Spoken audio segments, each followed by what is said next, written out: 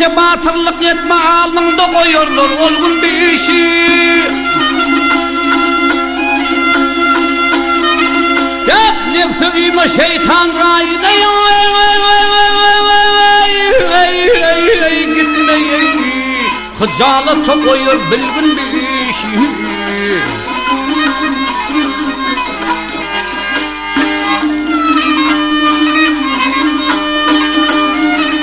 Yap, ömrün geçip bargan yardır bir tağat, ne bulur bir yanda eylesen tağat. Toğabı şarlık var cürmeyin,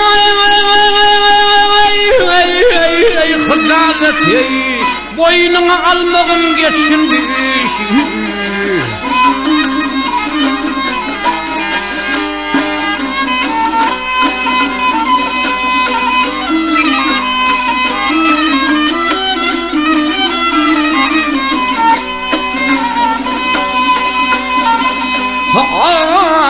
Musafirken mukim işin kururken, bu panı dünyadan döndürürken.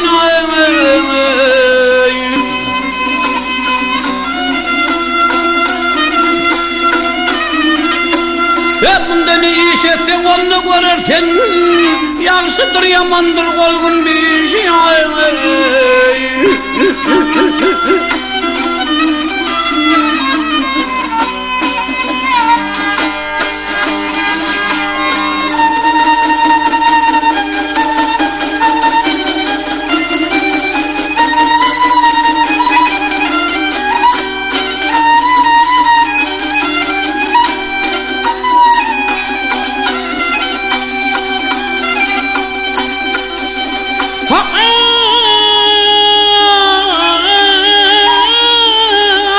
Başın boğu göğsün yele götürme, kevningni korkuyni çalla götürme.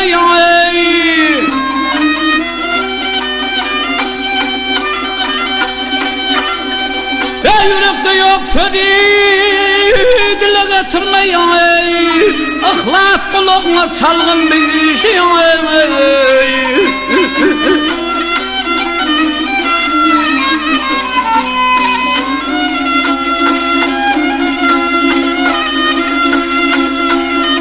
Hep şeytan aydır şirin iştir yedevur, Rahman aydır yaman iştir kaçır.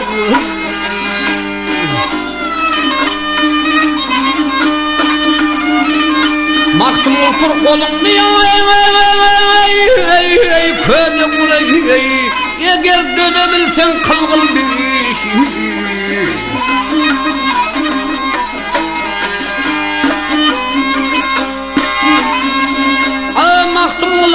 Maktumul bar yelim köde kur, eğer cıdabilsen.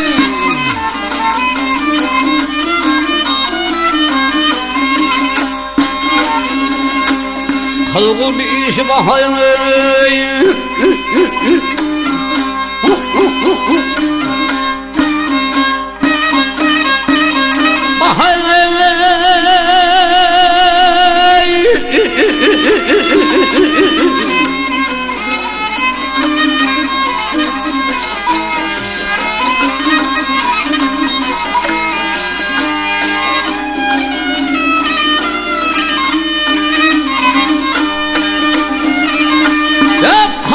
Ağlay görebilmen yar seni, emrey tapabilmen yar seni.